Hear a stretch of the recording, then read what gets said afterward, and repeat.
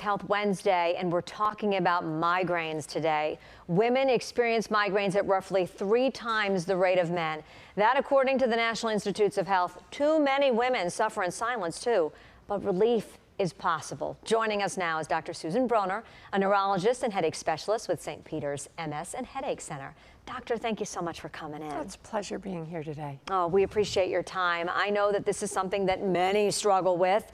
We were just talking about this. General population 15%, but higher for women. Absolutely. Around 20% of women have migraine, but we also don't want to overlook the men too. Right, they also suffer from the disorder. And if you look at global disability of all disease states, migraine is the second most disabling condition globally and first in women under 50. Wow. Okay, so why are women affected more than men? We think it primarily has to do with changes in the hormonal milieu over a woman's life, whether it's starting in menarche when women start to menstruate, into having their periods, and then on through pregnancy, lactation, and even through menopause. Those hormonal shifts, particularly estrogen changes, can actually prime blood vessels and other neurotransmitters in the brain to activate the migraine cascade.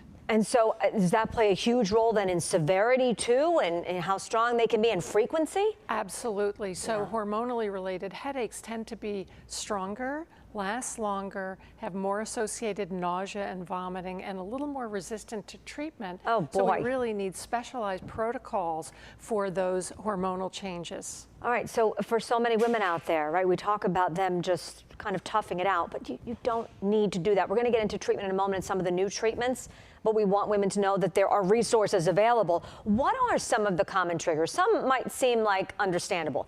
Others maybe women wouldn't expect. So can you go over some of those for us? Yeah, so triggers is the term that we use for either internal factors like hormonal changes, too much, too little sleep, caffeine, etc., or external factors like weather changes, stress, and so forth.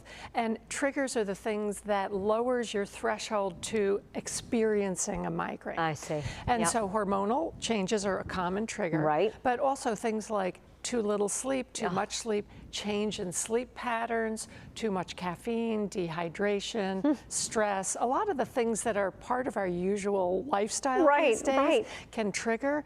A lot of people can't identify their triggers, and that's because triggers can stack. So it may not just be that glass of wine, it may be around your period, weather changes, not enough sleep, and then all in combination. Yes. Okay. Let's talk a little bit about, if we could, the treatments, but I did have one question. Migraines can come in different forms.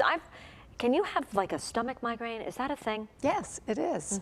There are a couple of forms of that. There is something called cyclic vomiting of childhood, and there's also abdominal migraine. These primarily occur in children, although some adults rarely have that persistent to adulthood.